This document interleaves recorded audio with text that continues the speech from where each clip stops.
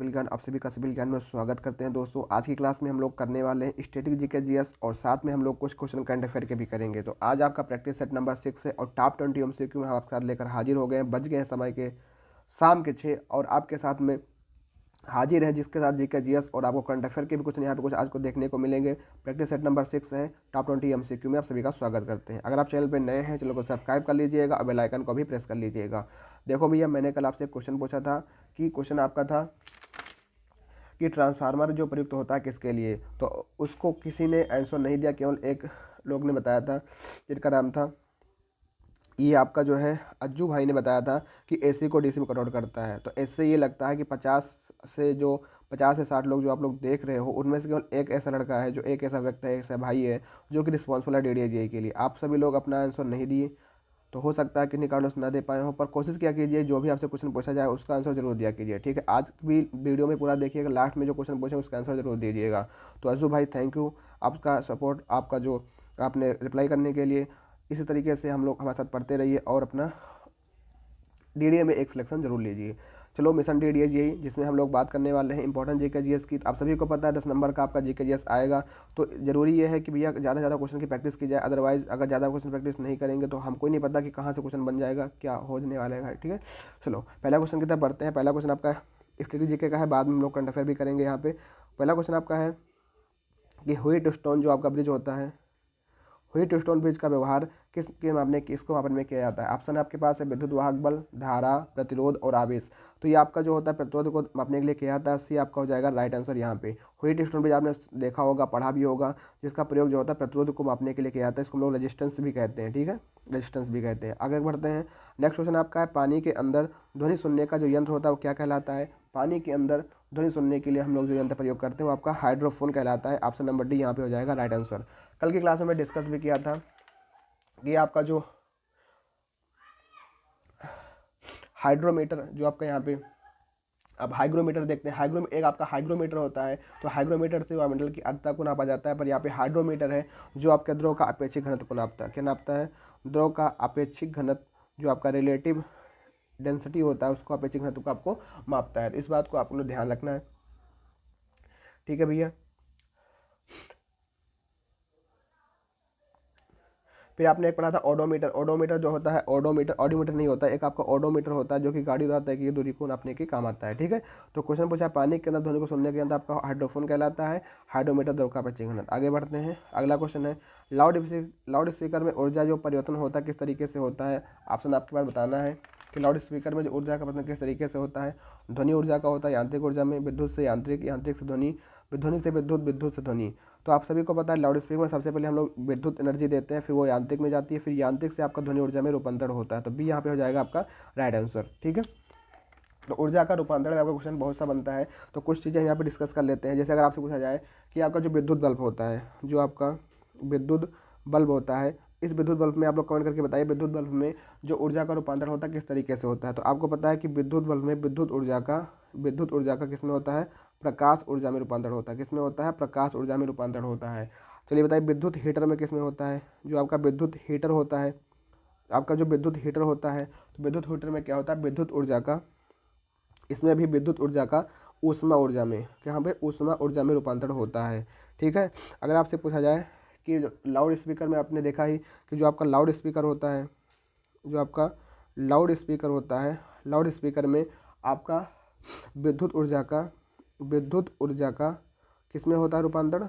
ध्वनि ऊर्जा में। किस में होता है भैया?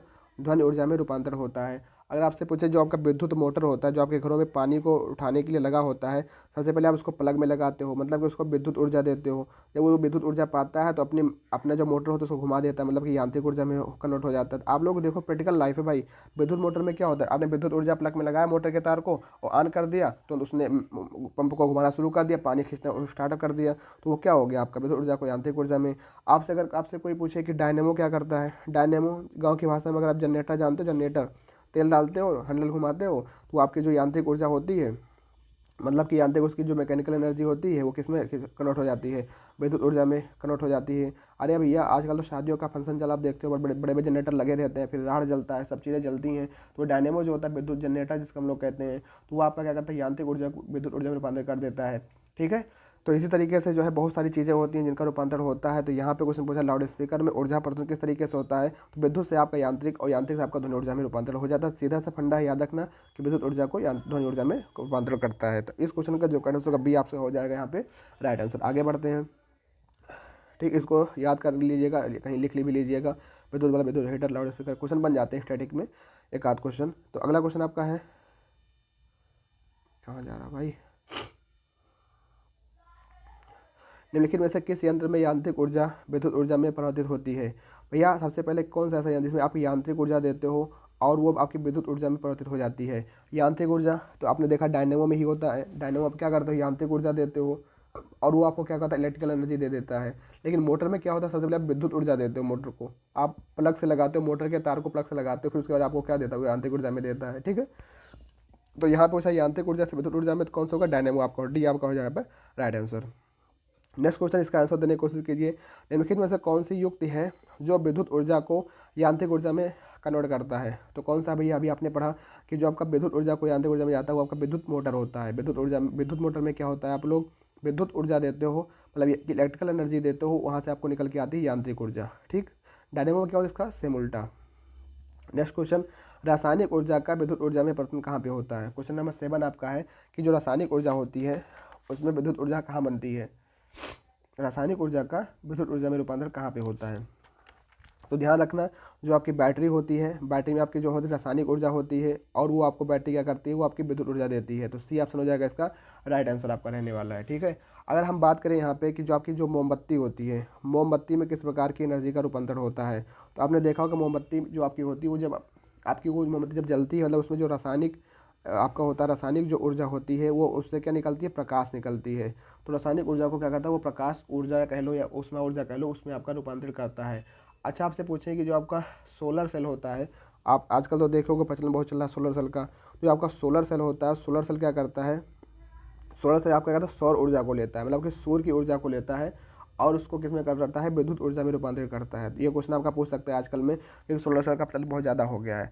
अच्छा चलिए, माइक्रोफोन का क्या होता है, माइक्रोफोन, तो माइक्रोफोन क्या करता है भैया, माइक्रोफोन आपके ध्वनि ऊर्जा को लेता है, ध्वनि ऊर्जा को लेता है माइक्रोफोन, और वो विद्युत ऊर्जा में रूपांतरित कर देता है। क्या कर देता है, विद्युत ऊर्जा में रूपांतरित कर देता है। तो इतनी सारी चीज़ें हैं, इनको सबको आपको ध्यान रखना है।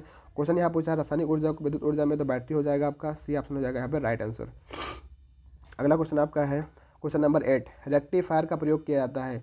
रेक्टिफायर आपको पता होगा, रेक्टिफायर उच्च वोल्टेज को निम्न वोल्टेज में बदलने के लिए या फिर निम्न को उच्च वोल्टेज में बदलने के लिए। तो भैया जो रेक्टिफायर आपका होता है वो आपको एसी को डीसी, एसी से डीसी में बदलने के लिए यूज होता है। कहाँ पे, एसी से डीसी में, एसी को डीसी में बदलने के लिए होता है। डी आपका हो जाएगा यहाँ पे राइट आंसर।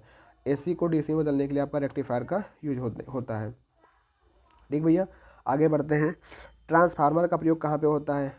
अभी कल ही हमने इस क्वेश्चन को पूछा था कि जो आपका ट्रांसफार्मर होता है तो एसी में, डीसी में, केवल एसी और डीसी दोनों में। तो ये ध्यान रखना कि इसका काम तो होता है कि आपने जो एसी वोल्टेज होता है उसको अपचयन उपचयन में कर दें, एसी को एसी वोल्टेज में उपचयन या अपचयन करने के लिए उसमें जो अल्टरनेट करंट होता है, तो यह क्या करता है, केवल एसी में इसका प्रयोग होता है। एसी में ही जहाँ पे अल्टरनेटिव करंट आपका आता है वहाँ पे इसका प्रयोग होता है। तो ए आपका हो जाएगा यहाँ पे राइट आंसर। ठीक है भैया, आगे बढ़ते हैं। क्वेश्चन नंबर 10, टेलीफोन लाइन में कौन सी प्रवाहित ऊर्जा होती है। ध्वनि ऊर्जा, विद्युत ऊर्जा, रेडियो ऊर्जा, यांत्रिक ऊर्जा। जो आपकी टेलीफोन लाइन होती है उसमें कौन सी प्रवाहित ऊर्जा होती है। ध्वनि ऊर्जा होती है, विद्युत ऊर्जा होती है, रेडियो ऊर्जा होती है, यांत्रिक ऊर्जा होती है। तो आपकी जो टेलीफोन लाइन होती है उसके अंदर आपकी जो होती है, आपकी जो है विद्युत ऊर्जा आपकी होती है। क्या होती है भैया, विद्युत ऊर्जा आपकी होती है। बी आपका हो जाएगा यहाँ पे राइट आंसर। टेलीफोन लाइन में क्या होती है, विद्युत ऊर्जा होती है। आगे बढ़ते हैं। शुष्क सेल में किस तरह की ऊर्जा निहित होती है। यांत्रिक, विद्युत, रासायनिक, ताप। जो आपका शुष्क सेल होता है उसमें किस तरह की ऊर्जा निहित होती है, आपके कौन सी रासायनिक ऊर्जा होती है। सी आपका हो जाएगा राइट आंसर। अगला क्वेश्चन आपका है, कौन सा यंत्र है जो उच्च एसी वोल्टेज को निम्न एसी वोल्टेज में या निम्न एसी वोल्टेज को उच्च एसी वोल्टेज में बदलने की ताकत रखता है। तो आपका होता है ट्रांसफार्मर। ठीक है भैया, क्या होता है, ट्रांसफार्मर का। ट्रांसफार्मर क्या करता है, उच्च एसी वोल्टेज को निम्न एसी वोल्टेज में और निम्न एसी वोल्टेज को उच्च एसी वोल्टेज में बदलता है। ऑप्शन नंबर डी यहाँ पे हो जाएगा आपका राइट आंसर, आपका ट्रांसफार्मर। ठीक है, तो यहाँ तक तो हमारा ये था आपका स्टैटिक जीके का पार्ट जो हमने अभी आपके साथ में पढ़ा, डिस्कस किया। ठीक है, अब आगे का जो क्वेश्चन होगा वो आपके करंट अफेयर के, यहाँ से आपका जो है करंट अफेयर के क्वेश्चन शुरू होते हैं। तो हम लोग रोज़ाना कुछ स्टैटिक जीके का पार्ट, कुछ आपके करंट अफेयर के पार्ट कर लिया करेंगे। तो इस तरीके से हमारी जो तैयारी होगी एक अच्छे लेवल पे पहुंच जाएगी। ठीक है, तो स्टडी जीके के साथ में हम लोग करंट अफेयर के भी आज क्वेश्चन लेकर आए हैं, तो साथ बनाए रखिए। अगर आप चैनल पर नए हैं, चैनल को सब्सक्राइब कर लीजिए। रोजाना आपको शाम को 6 PM पे यह क्लास आपको देखने को मिलती है। तो इसी तरीके से अगर आपका सपोर्ट रहेगा तो हम लोग इस क्लास को और अच्छा तरीके से परफॉर्म कर पाएंगे और नंबर ऑफ क्वेश्चन इसमें बढ़ जाएंगे। आप लोग अगर चैनल पर सपोर्ट करेंगे और वीडियो को लाइक और सब्सक्राइब करिए और लोगों को मतलब बताइए कि हाँ यहाँ पे क्लास चल रही है, DDA की लिस्ट की क्लास चल रही है प्रॉपर तरीके से। आप लोग उनको भेजिए इस क्लास को, ताकि लोगों को जब मालूम पड़ेगा तभी वो हमारे साथ जुड़ेंगे और अपनी प्रैक्टिस सेट, अपना जो उनका ये तरीका है पढ़ने का, हमारे साथ जुड़ेंगे तो उनको भी काफ़ी कुछ सीखने को यहाँ से मिलेगा और हमको भी थोड़ा वो लगेगा कि हाँ भाई आप लोगों को कुछ फ़ायदा हो रहा है, तो हम और अच्छे तरीके से इस काम को आगे करेंगे। ठीक है, तो चलो अब करंट अफेयर की तरफ मूव करते हैं और करंट अफेयर के कुछ क्वेश्चन को डिस्कस कर लेते हैं।